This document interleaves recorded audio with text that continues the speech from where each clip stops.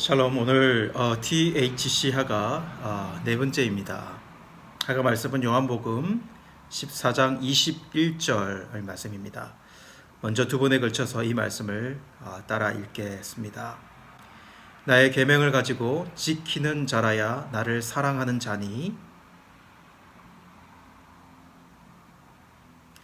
나를 사랑하는 자는 내 아버지께 사랑을 받을 것이요 나도 그를 사랑하여 그에게 나를 나타내리라. 요한복음 14장 21절. 나의 계명을 가지고 지키는 자라야 나를 사랑하는 자니, 나를 사랑하는 자는 내 아버지께 사랑을 받을 것이요 나도 그를 사랑하여 그에게 나를 나타내리라. 요한복음 14장 21절.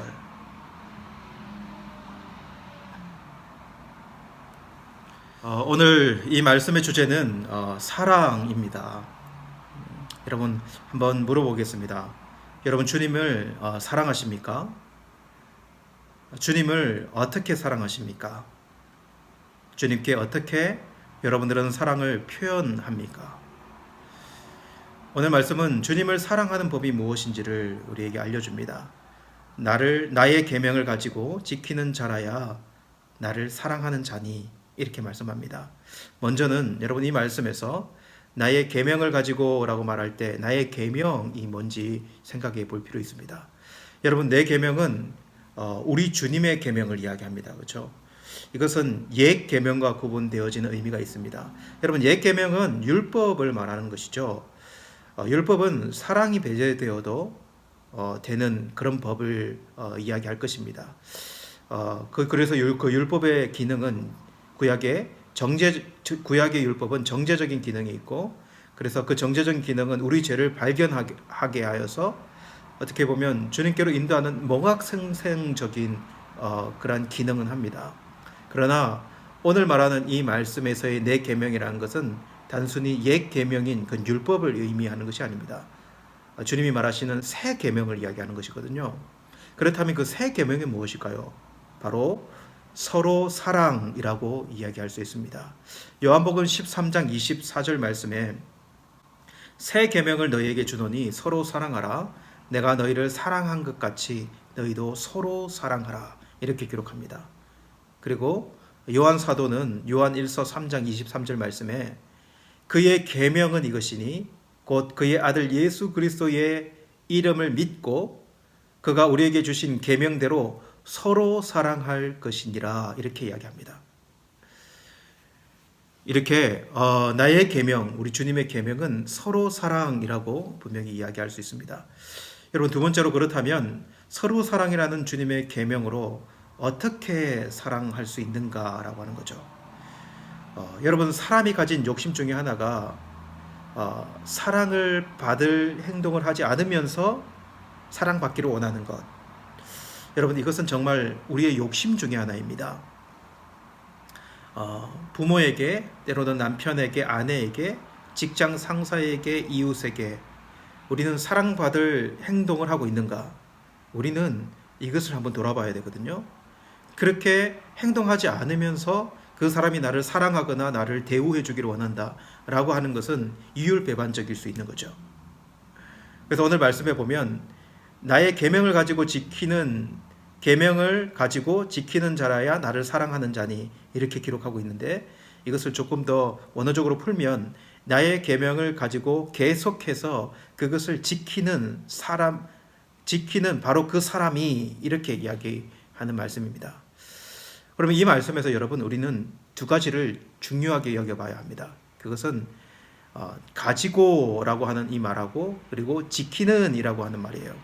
먼저 이 가지고라고 하는 이 단어는 에코라고 하는 단어를 씁니다. 이 단어를 조금 더 세부적으로 설명을 하면, 먼저는 소중히 그것을 간직하다라고 하는 의미를 가지고 있어요. 그냥 가지는 게 아니라 아주 소중히 여기면서 가진다는 거죠. 여러분, 결혼할 때 결혼 반지를 우리가 아무렇게나 가집니까? 아무렇게나 간직하는가라고 하는 거죠. 그렇지 않습니다. 이 결혼 반지는 그 안에 있는 의미 때문에 아주 소중히 여기고 소중한 곳에 간직하지 않습니까? 그 같은 의미라는 거죠. 두 번째로는 우리 속에 품는다라고 하는 의미를 가집니다. 이것은 엄마가 아이를 뱃속에 품듯이 우리 속에 소중히 품는다라고 하는 의미를 가지는 것이죠. 세 번째로는 이 가지라고 하는 의미가 주의 계명들과 함께 한다, 항상 함께 한다라고 하는 이 의미가 들어 있습니다. 그것들은 매일 매 순간 생각하면서 그 계명과 함께 한다라고 하는 의미가 들어 있는 거죠. 여러분, 사랑하는 사람과 함께 있고 사랑하는 사람이 내 옆에 없을 때에도 매 순간 생각하듯이 그렇게 이 주님의 계명을 가지는 것을 의미하게 되는 것이죠.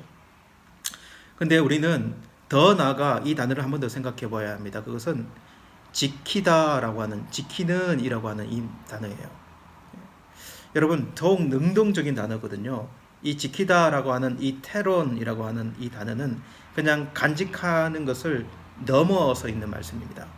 이것은 반지를 끼고 사랑하는 표현으로 행동하다라고 하는, 그래서 이 계명, 우리 주님의 이 새 계명을 그 계명대로 순종하는 의미가 들어있는 말씀이에요. 그래서 요한 1서 3장 18절 말씀에 보면 자녀들아 우리가 말로 혀로만 사랑하지 말고 행함과 진실함으로 하자라고 그렇게 기록하고 있는 것을 보게 돼요.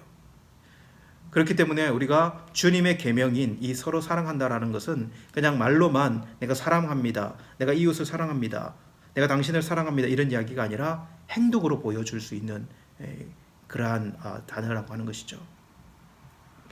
그리고 세 번째로는 오늘 이런 자는 아버지께 사랑을 받는 자다라고 하는 것을 우리는 기억해야 합니다.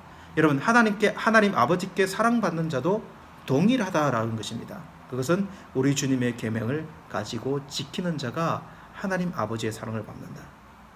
이것이 분명히 우리가 기억해야 될 바입니다. 그래서 이웃 사랑이라는 이 계명을 가지고 지키는 자가 우리는 되어야 합니다. 그 사람이 하나님 아버지께도 사랑을 받는 자이다라고 하는 것입니다. 그리고 네 번째로 마지막으로 우리가 이 말씀 가지고 기억했으면 좋겠습니다.